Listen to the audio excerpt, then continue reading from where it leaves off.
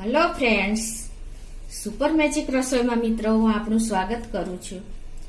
આજે હું પંજાબી લસ્સીની રેસીપી લઈને આવી છું મિત્રો. તો તમે છેલ્લે સુધી મારો વિડીયો જોજો અને તમને મારો વિડીયો ગમે તો લાઈક કરજો, શેર કરજો અને સબસ્ક્રાઇબ કરવાનું તો ભૂલતા જ નહીં. તો આપણે આ 1.5 લીટર દૂધ લઈને મેં દહીં બનાવ્યું છે અને મલાઈ કાઢ્યા વગરની જો સીધું દહીં બનાવ્યું છે મેં. અને તમે જો આપણે બેચલર હોય કે બાર સ્ટુડન્ટ હોય ને તો એ પણ બહારથી તૈયાર દહીં લઈને લસ્સી આવી સરસ બહાર જેવી જ તૈયાર થાય છે તો બનાવી શકે છે.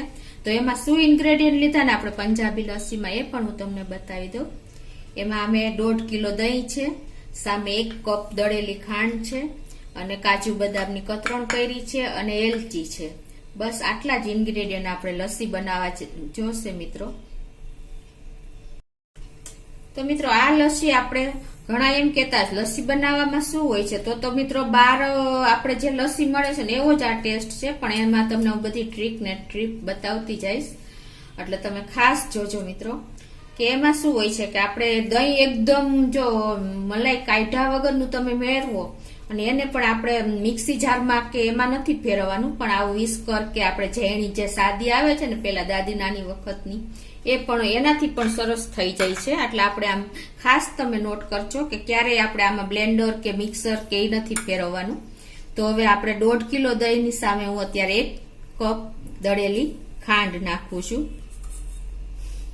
ઘણા લોકો કહેતા હોય છે કે લસ્સીમાં શું હોય છે કે આપણે ખાંડ ને દહીં બે મિક્સ કરીને આપી દેવાનું. નથી મિત્રો, એવું નથી હોતું. એની ખાસ મેથડ હોય છે અને એને હિસાબે જ આપણને લસ્સી બહારની ટેસ્ટી લાગે છે. પણ તો જો તમે આ રીતે લસ્સી બનાવશો ને તો તમે બહારની લસ્સી પણ ભૂલી જશો, એવી ટેસ્ટી સરસ ડિલિશિયસ થાય છે.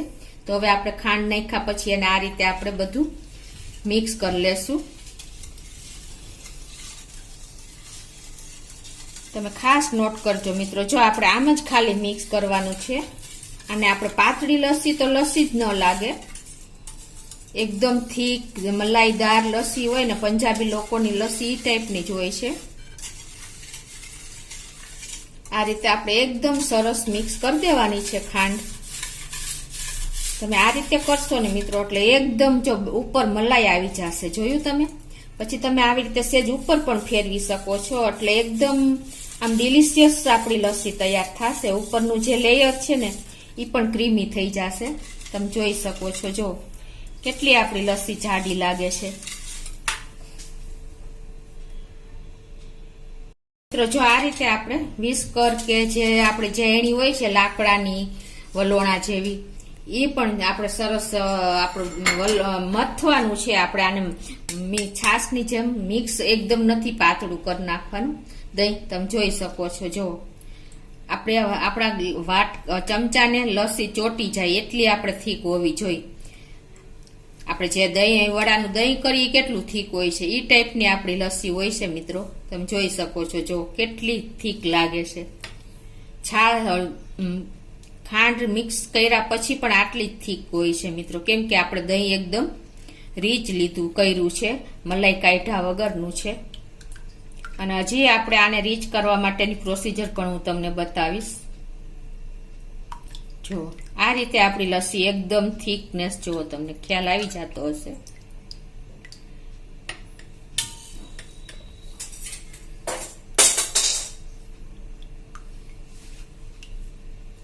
જો છે ને.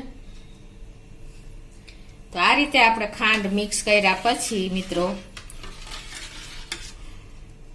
એકદમ બહાર જેવી જ ડિલિશિયસ થાય છે. અને આને આપણે એકદમ કોલ્ડ કરવા માટે જો તમારે તરત જ પીવી હોય ને તો તમે આઈસના પીસ નાખીને પણ સર્વ કરી શકો છો. અને જો તમારે કલાક 1.5 કલાક પછી પીવી હોય તો તમે ફ્રીજમાં કે ફ્રીઝરમાં મૂકીને અને એકદમ થીક થઈ જશે મિત્રો. જે અત્યારે જેની કન્સિસ્ટન્સી છે ને એથી પણ સરસ થીક થઈ જશે. તમે ટાઈમ હોય કલાક 1.5 કલાકનો તો તમે એ રીતે પણ સર્વ કરી શકો છો.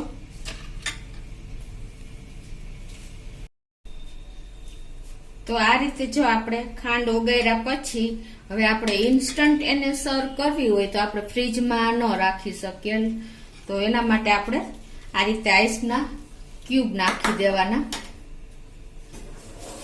5 થી 6 જે ઠંડી થાય ને એટલા આપણે આઈસના ક્યુબ નાખી દેશું. જો કે આપણને તો આઈસ પસંદ જ ન હોય, પણ આપણે ઇન્સ્ટન્ટ સર્વ કરવી તો તમે આ રીતે પણ કરી શકો છો. કેમ કે આઈસ નાખવાથી આપણી લસ્સીનો થોડીક પાતળી થવાના ચાન્સીસ રહે છે.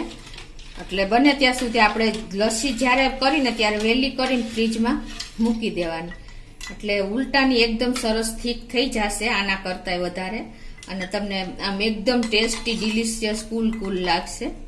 તો હવે આપણે આઈસના ક્યુબ પણ નાખી દીધા છે અને આપણી લસ્સી પણ એકદમ જો ઠંડી થઈ ગઈ છે. તો હવે એને હું તમને કેવી રીતે સર્વ કરવી ને એ પણ બતાવી દઉં. પંજાબમાં આ લોકો આ રીતે સર્વ કરે છે. આ રીતે આપણે ગ્લાસમાં પોર કરી દઈએ છે. તમે જોઈ શકો છો ને મિત્રો કેટલી આપણી લસ્સી એકદમ થીક લાગે છે.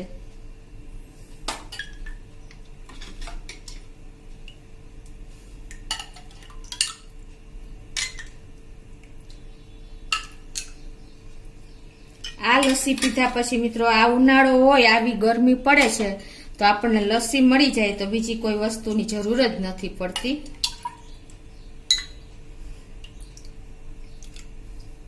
આ રીતે આપણે સર્વ કરી લેશું.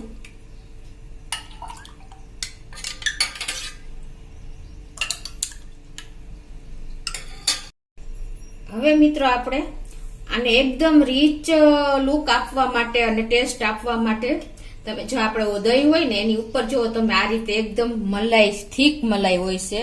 તમે જોઈ શકો છો ને કેવી સરસ મલાઈ થઈ છે. કેમ કે આપણું દૂધ જ આપણે મલાઈ કાઢ્યા વગરનું મેળવું એટલે બહુ રીચ મલાઈ આ ઉપર હોય છે. તો એ આપણે ઉપરથી આ રીતે એનો ટેસ્ટ વધારવા માટે અને એની રીચનેસ વધારવા માટે આ રીતે આપણે સર્વ કરી શકીએ છીએ ઉપરથી નાખીને. તમે જોઈ શકો છો આ બધી મલાઈ છે મિત્રો.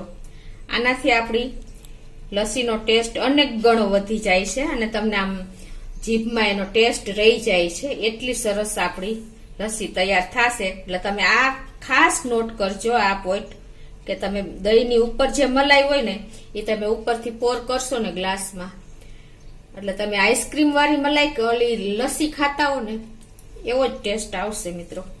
તો તમે ખાસ આ નોટ કરજો. હવે આટલું કર્યા પછી આપણે એમાં એલચી પાવડર ઉપરથી સ્પ્રિંકલ કરશું આ રીતે. કેમ કે તમને જે ફ્લેવરની લસ્સી ફાવતી હોય ને એ તમે એડ કરી શકો છો. કેસર છે, પાનની છે, ગમે તે તમને જે ટેસ્ટ અનુકૂળ આવે એ તમે ઉપરથી ફ્લેવર કરી શકો છો. હવે હું ઉપરથી કાજુ બદામ એડ કરું છું.